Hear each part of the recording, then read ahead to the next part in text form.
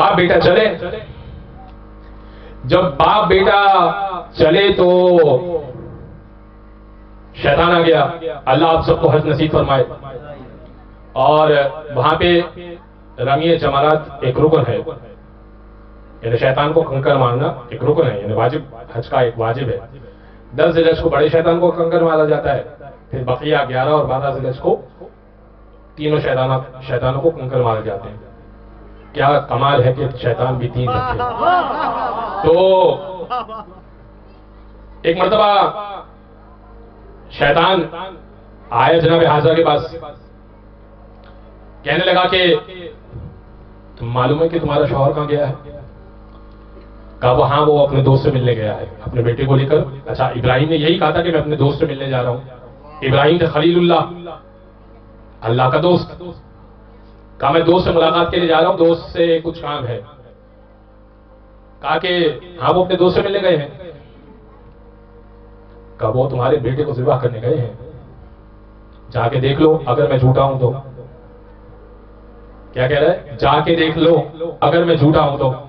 हाजरा फौरन समझ गई।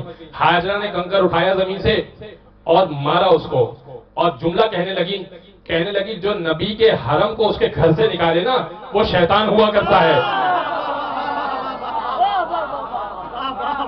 जो नबी की औरत को घर से निकाले वो शैतान हुआ करता है।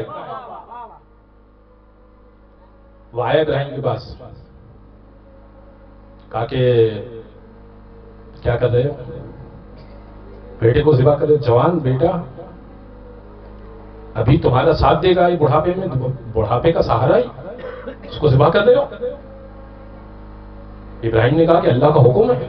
कहा अल्लाह का हुक्म है, लेकिन ये तो देखो कि ये जवान बेटा है, ये तुम क्या कर रहे हो?